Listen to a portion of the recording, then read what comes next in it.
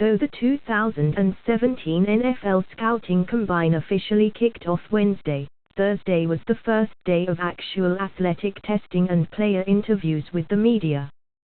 Did you miss it? Here are the 10 takeaways you need to know. 1. Utah Utes Asiata. Temple's Dorkies set high bar in bench press. Bench press numbers are not the greatest barometer for future success in the NFL for offensive linemen, but gaudy numbers do suggest that a player possesses an NFL work ethic.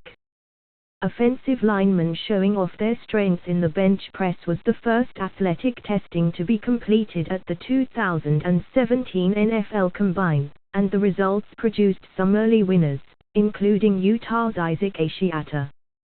The Utes lineman led all of Thursday's competitors with 35 repetitions of 225 pounds, narrowly beating out TCU's Aviat Collins, Texas A&M's Jamiel Yemuor and Western Kentucky's Forrest Lamp, who each managed to push up the bar successfully 34 times.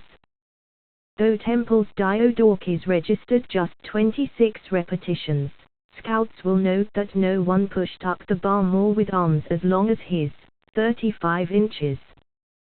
Top-rated offensive tackle Ryan Ramczyk eased questions about his size, 6 feet -6, 310 pounds, and strength, 25 repetitions with 33 3/4 inch arms, the same length as Asiata's. 2. Meanwhile, Southern Cal's Wheeler doesn't measure up. While there were certainly some weight room winners, Southern Cal's Chad Wheeler did not help his cause by lifting the bar only 15 times, especially given that he has just average arm length for the position, 33 1/8 inches. This is a significant contrast to Florida's David Sharp, who might have only pushed the bar up 4 times more than Wheeler but did so with arms a full 2.5 inches longer than USC's first-team All-PAC-12 left tackle. 3. Oklahoma's Perrine threatens RB record with 30 reps. While some of this year's offensive linemen failed to deliver in the bench press, the highly regarded running back class certainly performed admirably. While his former Sooners teammate Joe Mixon has been the talk of the Combine for not being allowed to participate, Samaje Perine stole the spotlight with an eye-popping 30 repetitions, among the highest totals in modern league history for the position.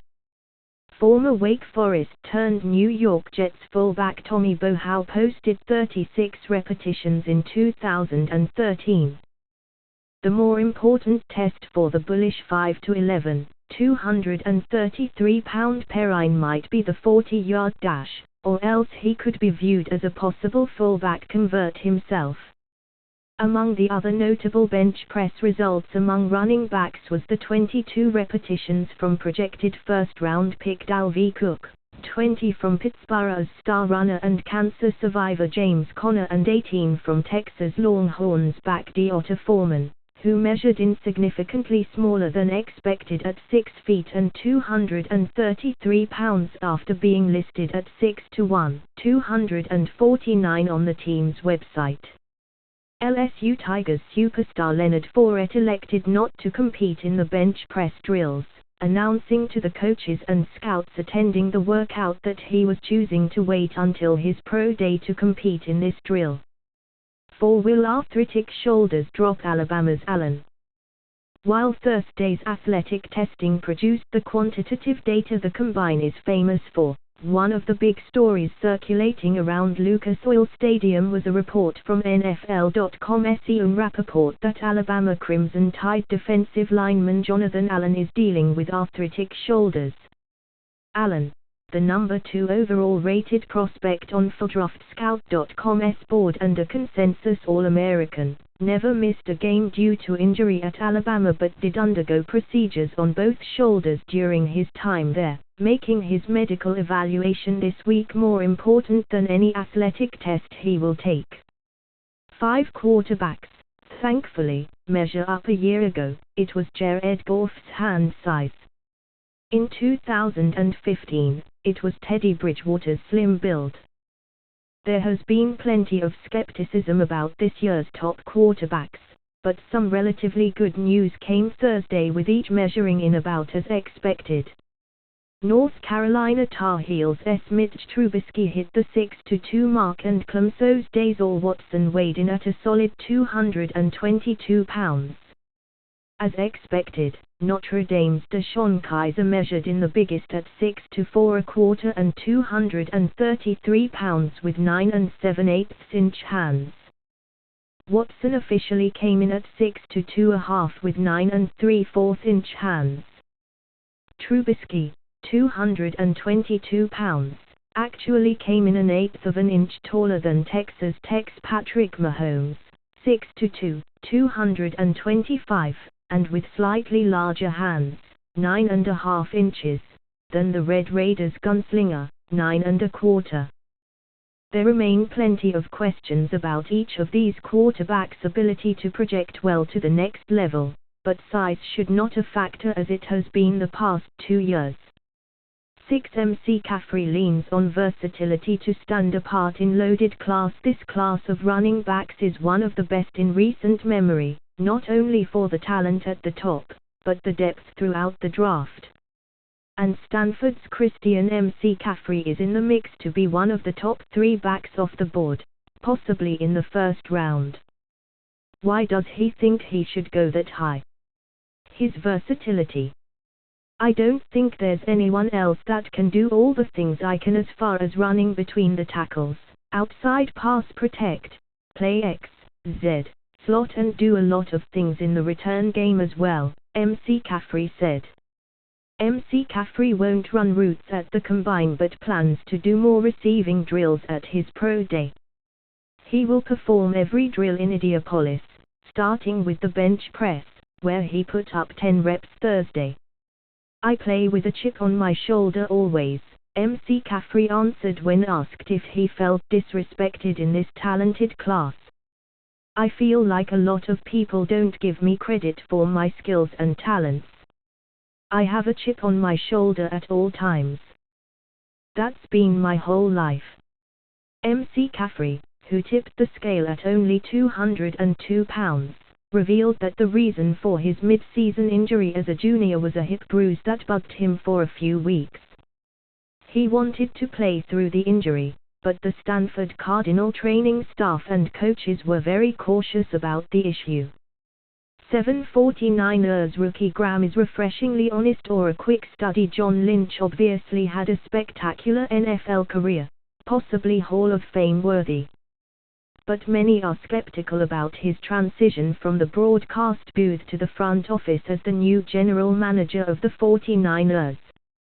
However, his interview with the media Thursday at the Combine was refreshingly honest, especially about the quarterbacks, or maybe he was propping up a group of passing prospects to keep interest alive. Last night, we had an interview with DeShone Kizer, Lynch said. If you were grading him on that alone, he blew the doors off it. He's an impressive young man. His film's very impressive. I think the same could be said about Deshaun Watson. Lynch also mentioned Trubisky and Mahomes as quarterbacks who make up a very talented draft class at that position. Could it be posturing? Sure. The 49ers own the number 2 overall pick and could potentially be trying to drive up interest in the pick. With the Cleveland Browns expected to go Myles Garrett at number 1 and the quarterback-needy Chicago Bears set to pick 3rd, the 2nd overall selection might have value. However, Lynch also added that with no quarterbacks currently on the roster, the position is a big focal point of our preparation. As expected, the 49ers will heavily consider a quarterback at number 2, but are also open for business. 8 Florida State's Cook says his shoulder is good to go. The number 1 reason for the combine is the medical information. And Florida State Seminoles running back Dalvin Cook had arguably the most to gain or lose among prospects in Indianapolis this week based on his medical examinations. Dating to high school, Cook has undergone 3 shoulder surgeries, and the long-term effects of those issues were considered the main roadblock to him landing in the first round. but that roadblock is starting to look more like a small speed bump. Every team, I passed my medical exam, Cook said. My shoulders are stable, I'm ready to go. Cook followed up by posting 22 reps on the bench press, which is not only an outstanding number in any context, but a 210-pound prospect with a shoulder issue isn't putting up 225 pounds that many times. 9 Alabama's Robinson skips bench press due to shoulder issues. Alabama's Jonathan Allen isn't the only former Crimson Tide lineman dealing with a shoulder issue. Offensive tackle and first-round hopeful Cam Robinson did not participate in the bench press Thursday at the Combine due to a shoulder issue. And I'm told he might not lift before the draft because of the issue. Alabama's Pro Day is March the 8th, which would be a quick turnaround for Robinson to be ready. Since he arrived in Tuscaloosa, Robinson didn't miss a single game, finishing his career with 44 consecutive starts. However, he missed most of 2016 spring practice after shoulder surgery.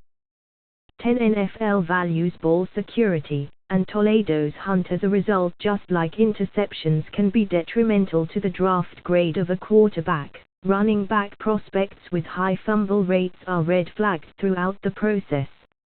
And on the flip side, NFL teams value ball carriers who don't put the ball on the ground. The best fumble rate in this class.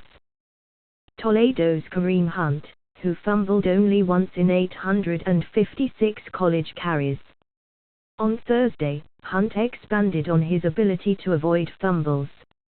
Honestly, I just take care of the ball, I take pride in that, Hunt said. I don't like having anything taken from me, and I'm not going to let anybody take the ball from me, or anything important to me, and football's important.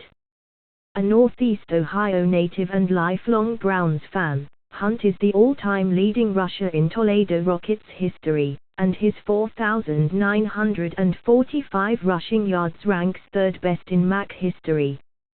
You can't get the yards that you want without the ball, Hunt said.